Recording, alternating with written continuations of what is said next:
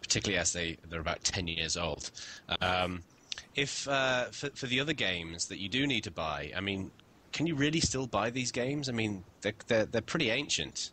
I mean, are you expected to try and find a copy, or is it one of these situations where you're supposed to buy the game? Wink, wink, nudge, nudge. They're actually available on someone's website. A wink is as good as a nod to a blind man. Don't forget.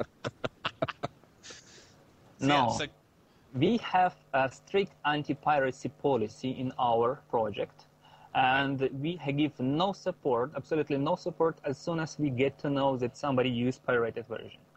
And actually, it distracts a certain type of users in our project, but it serves good to the project because we sleep well in the night, you know. Also, we have a good collaboration with IP owners, even some guys which created games like those, I forgot, Alcachofa Soft or something like that from Spain. They approached us and gave us sources, and eventually their games, it calls Drascova, it's Humorous Adventure. And it would be not possible if we would not have such a strong anti-piracy policy. That's why. That sounds great. Yeah, the games are under sale and on sale on eBay, on Amazon, and only few quite rare versions, like from FM Towns, it's a Japanese computer. Most of other games you can buy under $20. For those that aren't familiar with games like the original Maniac Mansion and Indiana Jones, now this is not like a first-person shooter like, say, Doom or Quake or anything like that. This all predates that, right? Yeah. And so what's it like playing one of these games? What are you looking at? What's on the screen? It's about adventure. It's a story. What you like in a good book is a story, and what you like in a good adventure is also a story. In shooter, it's all about your reflexes, nothing else. But Monkey Island or Indiana Jones, they give you a good, really good story, and even you know that movies they were filmed after some games, and some games were written after movies, but not in the manner of current. Name it like Doom 3, which they recently filmed. It's not a good thing, this story is interesting. It is entertaining. It's humorous in most occasions, and you like to replay it over and over again, just like you like to reread a good book many times. So generally, the interface is like a 2D view. It's not even like a 3D view. It's more like a 2D view, or 2.5D, I think we call it, with some depth to it.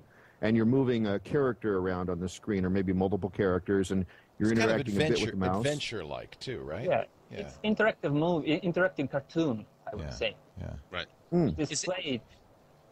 Is it a case of are most of the games graphical, or is it one of these, oh no, I've been killed by an ampersand kind of games? They're mostly graphical. Do you have to? Can you move the character around, or do you have to type in, I walk towards the tree and cast a spell kind of stuff? There were two schools of adventure games. One was by Sierra, and they had. Initially, they had all interface with typing commands, like just said, like sharpen your knife or do whatever. And LucasArts, they did it differently. They had a point-and-click interface, and eventually, in time, it developed to avoid verbs completely, and they used pictographic.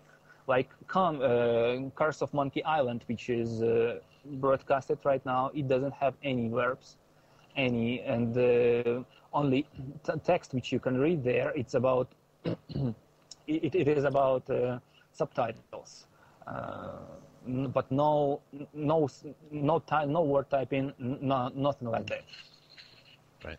You could see that we showed, for those who are watching at home, we showed Manic Mansion and then Monkey Island. You could see the development of these games, but all of these play on ScummVM just fine.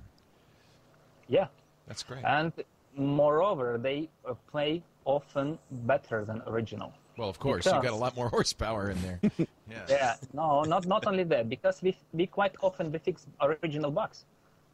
if you know that sometimes because of deadline they rush in the production, and some bugs left unattended, and especially after 10 years of playing, you know the game better, and we fix those bugs in most occasions when it is possible, and also we enhance graphics and do other things like. For instance, some of the games, they were run on Roland MT32. It's a big MIDI device which produced superb sound. And we have one emulator inside which for this device, which gives you this superb sound on your modern computer, which will be quite difficult to connect, especially to modern modems, etc. I imagine that they play a lot better as well, because the last time I played these games, I had a bowl haircut, and you look better while you're playing them. Let's put it that way. Yeah. Do you think? But leading on from that, do you think the reason why people have a lot of fascination? Because I know tons of people who love ScummVM and the excellent work that you folks do on this. Do you think that the main reason why people like to run it is for pure kind of looking past and nostalgic purposes? Yeah. Or do people actually continue to play the games, or do they stick them on for 5 minutes, feel like they were 16 again, and then go back to Duke Nukem? Duke Nukem. We have this nice old thread on our forums, which is called "How old are you?" Some of our our visitors, he started it. And if you will look through it, there are some guys they say they are over 30, but there are some guys which say that I'm 13 years old. Yeah. So there is and you know, if you will take a look at modern market of games, Duke Nukem and Quake and Doom, whatever, first-person shooter, they just they everywhere. And people started to deviate. They never saw a real game with a good story. They never saw a real game. They are about those triangles, cool graphics, right, and no sense at all. I'm with you on that, Eugene. A great game is very playable, even if it's not as modern. It's the gaming that makes it so playable and so enjoyable. Exactly. And take a look. LucasArts, they recently released Monkey Island 2nd edition, so-called, when they just skinned the old game with new high-resolution graphics. And the story is the same, and albeit that it is almost 20 years old, the story is still really good and funny. I recommend to play it. Does that mean that for this kind of stuff they had to have better writing than, say, just a typical shoot 'em up game? I mean, this is real art. This is real storytelling, and especially to have multiple paths through it, or at least have multiple options at each point. Is this sort of a harkening back to an era that we've somehow maybe partially lost? Yes, definitely.